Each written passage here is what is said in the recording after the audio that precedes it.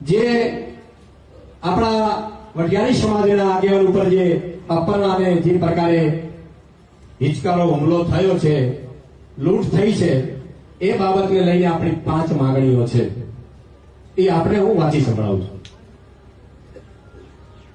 સમગ્ર ઘટનામાં આરોપીઓનો કહેવા મુજબ કાવતરાના મુખ્ય સૂત્રધાર તરીકે બળદેવગીરી બાપુ છે, તો ફરિયાદમાં પૂર્વ કાવતરાના મુખ્ય સૂત્રધાર તરીકે તેઓનું નામ પ્રથમ દાખલ થવું જોઈએ. સમજ છો?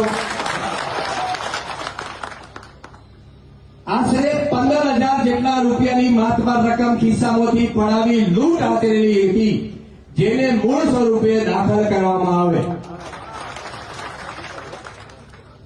જગ્યાના મહંત બળદેવગીરી બાપુએ બંદૂક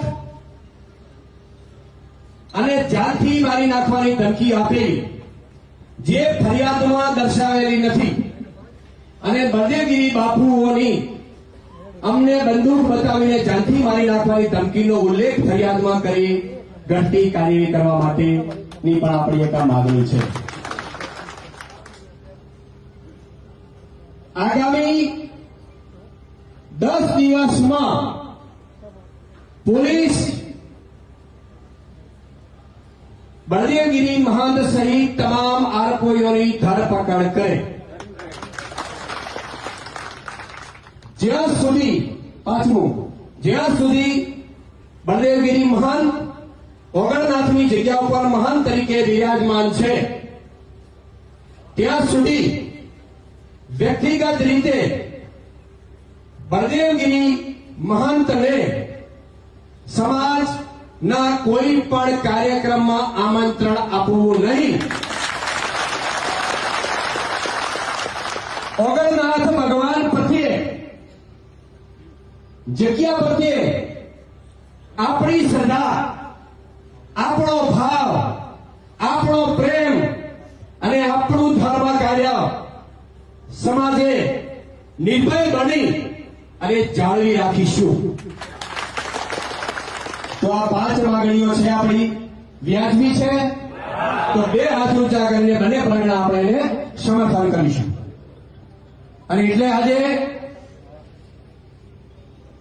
હમીરભાઈ, આ બંને પ્રગણા આપણા તમારા મોટા ભાઈ અજમલ કાકાને જે અન્યાય થઈ રહ્યો છે, તપાસમાં વિલંબ થઈ રહી છે, કાયદાકીય તે આગળ વધી નથી રહ્યું, આ તમારી લડતની અંદર આ બંને પ્રગણાઓ સંપૂર્ણ તમારી સાથે છે. જ્યાં જ્યાં જરૂર પડશે, જ્યાં જ્યાં તમારી લડાઈમાં અમારી જરૂર પડશે, ત્યાં બંને સમાજના સૌ અગ્રણીઓ, ભાઈઓ, બહેનોની જરૂર પડશે તો બહેનો સાથે અમે આગળ હાજર રહીશું. તો આ આપણી માંગણીઓ હતી. તમે આજે ચિંતનમાં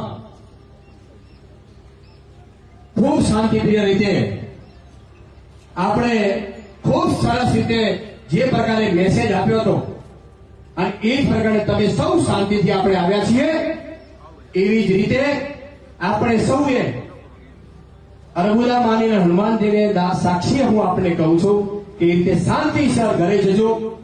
કોઈ ઉતાવળ કરતા નહીં, ક્યાંય ટ્રાફિક અડચણ થાય, ક્યાંય વિવાદ થાય, એવું કોઈ કરતા નહીં. કોઈ કરે તો 2 હાથ જોડીને, પણ આજે આપણે સૌએ ઘરે પહોંચવાનું છે અહીંથી. એવી મારી આપ સૌને નમ્ર વિનંતી છે. આપણને કોઈ ઉશ્કેરવા માટે રસ્તામાં કોઈ પ્રયત્ન કરે તો કોઈ ઉશ્કેરવાનું નથી, કોઈ જવાબ આપવાનો નથી.